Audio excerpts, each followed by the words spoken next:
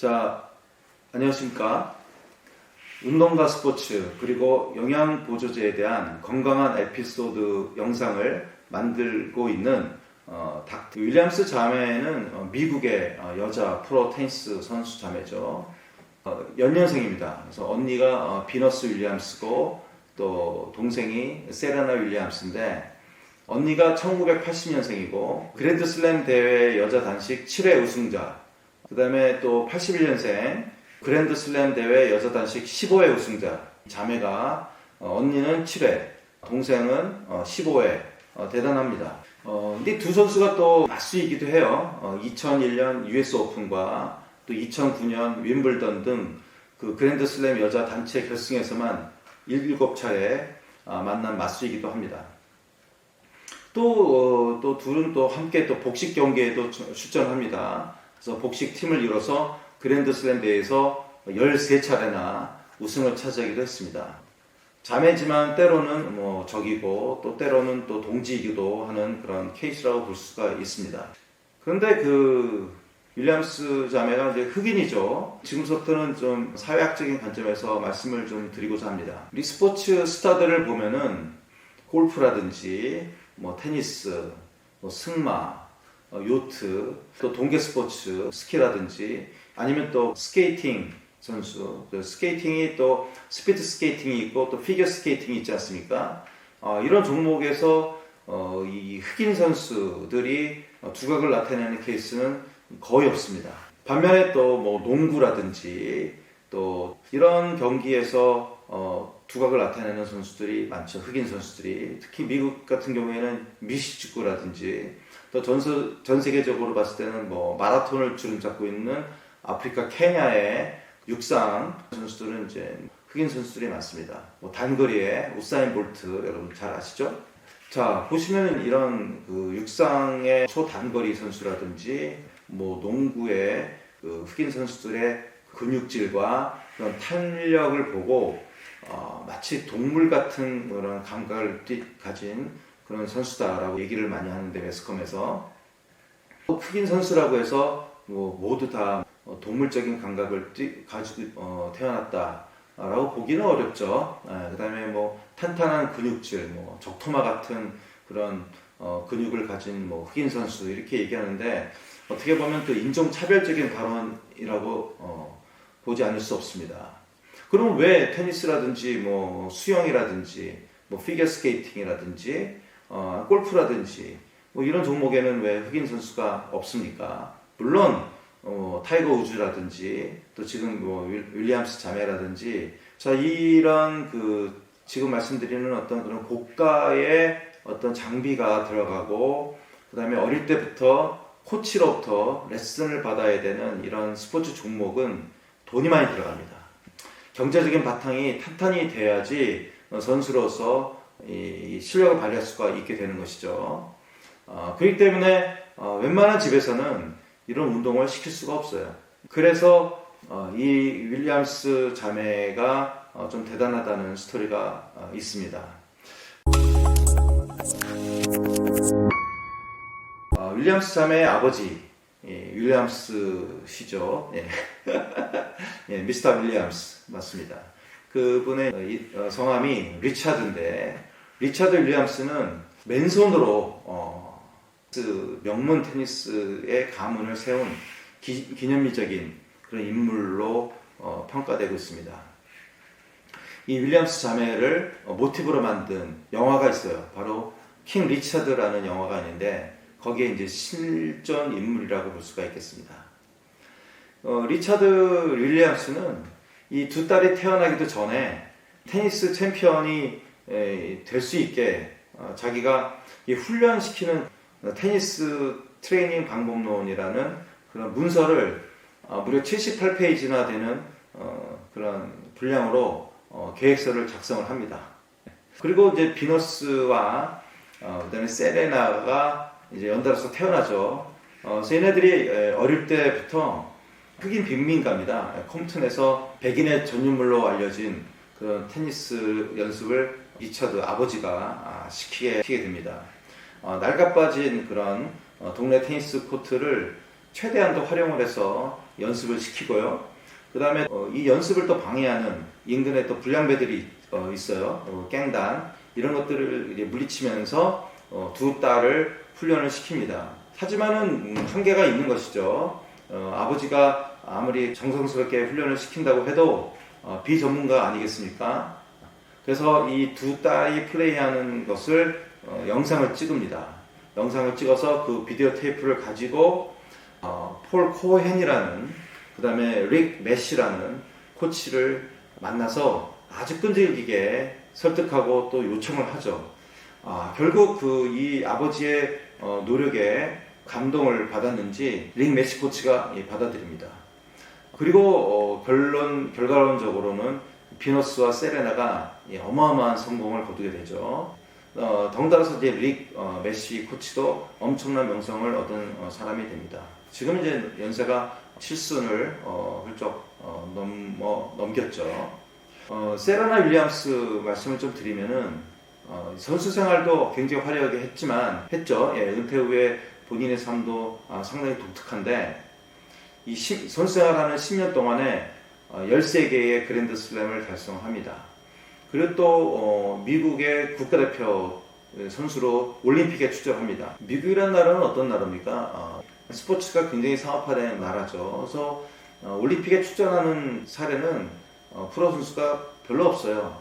아무리 미국이 농구의 종주국이고 NBA 프로 선수들이 하늘을 날아다니는 그런 프로 선수들이 질비하게 많지만 올림픽에 나가서 미국이 금메달 따는 경우가 드뭅니다. 그럼 왜냐? 미국의 프로 선수들이 자기 국가의 명예를 걸고 출전하는 올림픽에 안 나가기 때문이죠. 네.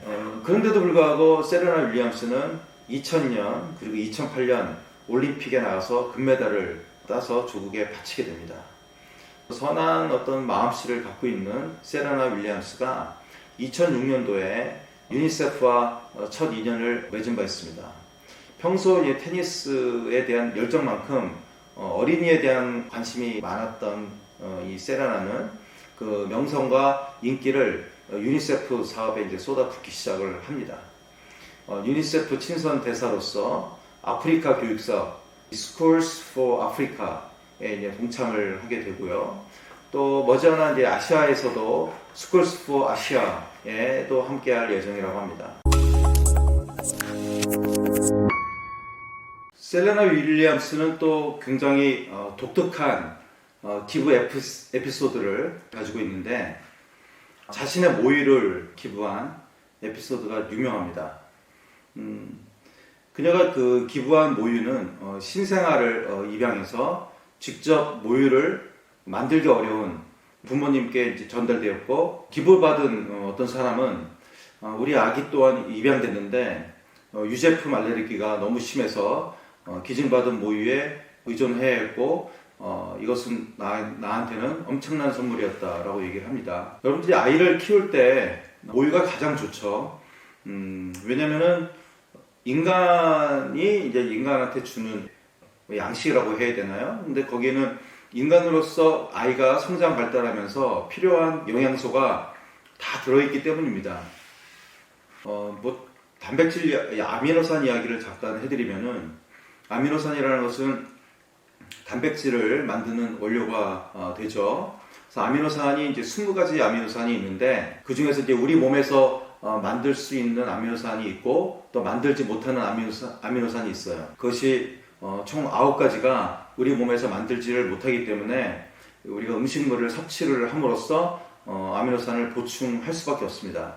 그런 아미노산을 필수 아미노산이라고 얘기를 하죠. 그 9가지 중에서 독특한 놈이 하나가 있어요. 바로 그게 히스티딘이라는 아미노산입니다. 히스티딘은 태어나서부터 한 8살, 그러니까 초등학교 들어갈 나이까지는 우리 몸에서 만들지를 못해요, 전혀. 그러다가 얘가 8살, 9살부터 이제 쭉 우리 몸에서 스스로 히스티딘을 만들죠. 그래서 태어나서부터 8년까지는 필수 아미노산인 거예요.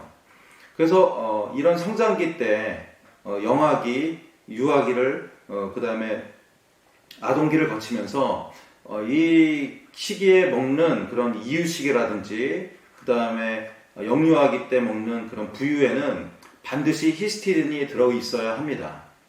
어른들이 먹는 그런 탈지 분유라든지 영양 보조제만 아이가 먹는다면은 히스티딘 결핍이 될 수가 있습니다. 모유도 마찬가지죠. 각종 면역 물질들이 들어있기 때문에 아이를 키울 때 모유가 가장 좋지만 그러지 못한 경우에 우리가 분유를 사서 먹이는데 그 시중에 판매되는 영유아용 분유에는 히스티딘이 반드시 들어가 있죠. 메치오닌이라고 있어요. 메치오닌은 그 눈과 관련되어 있는 그런 아미노산인데 개를 키우게 경우가 있죠. 집에서 반려견인데 그 반려견을 키울 때 사료를 마트 같은 데 가서 사지 않습니까?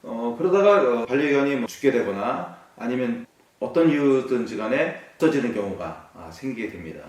그래서 한동안 좀 울적한 마음에 굉장히 우울하게 되죠. 예. 그러다가 이제 요번에는 한번 고양이를 키워보자, 강아지를 한번 키워봤으니까 이런 또 가정이 있을 수가 있습니다. 근데 이제 고양이를 입양해 와서 집에서 키우게 되는데 고양이한테 주는 사료가 전에 키우던 반려견 강아지한테 먹이던 사료가 이제 많이 남아 있는 경우가 있어요. 그러면 같은 동물이니까 괜찮겠거니 하면서 고양이한테 그 강아지 사료를 주게 되는데 그렇게 되면 큰일 나게 됩니다.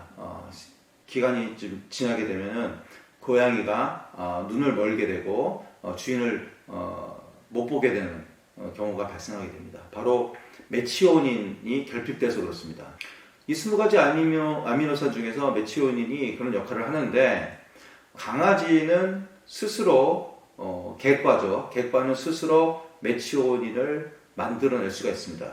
그래서 비필수 아미노산인데 고양이과 동물들은 스스로 메치오닌을 만들 수가 없어요. 그렇기 때문에 필수 아미노산이 되는 것이죠. 그러니까 고양이는 음식으로 메치오닌을 반드시 보충해야 되는 그런 동물인 것입니다. 그런데 그 고양이가 길고양이 같은 경우는 상관없어요. 밖에서 이런저런 것들을 먹기 때문에 밖에서 그냥 그 도둑고양이 같은 경우는 야생고양이 같은 경우는 상관없는데 집에서 오롯이 그 주인이 주는 사료만 먹게 되는 경우에는 반드시 고양이 사료에는 메치오닌이 들어있어야 된다. 그래서 개 사료에는 당연히 메치오닌이 들어갈 필요가 없죠. 왜냐? 개는 스스로 메치오닌을 만들어낼 수 있으니까 그렇습니다.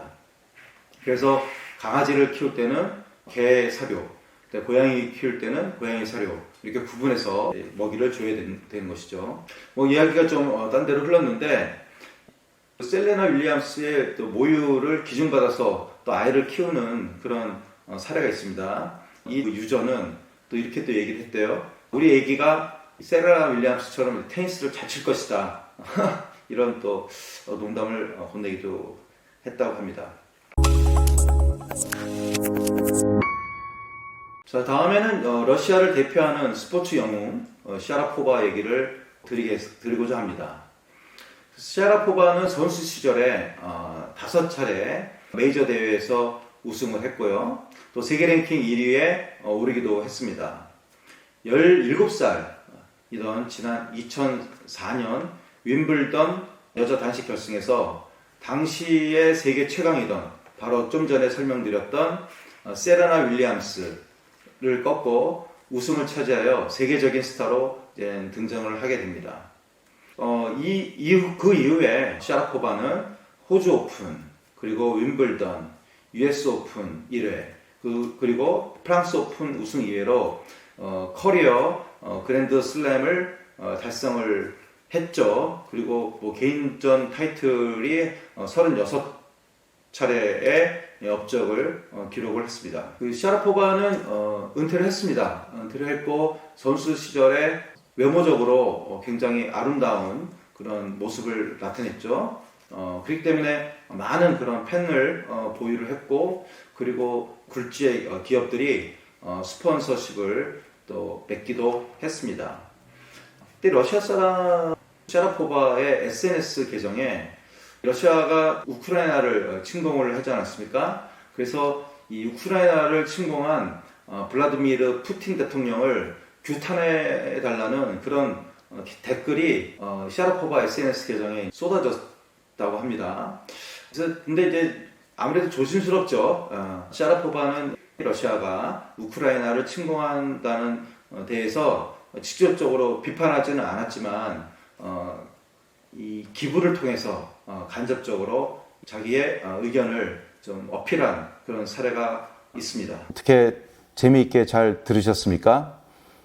네, 다음에도 또 좀 더 재미있고 유익한 내용으로 다시 찾아뵙도록 하겠습니다.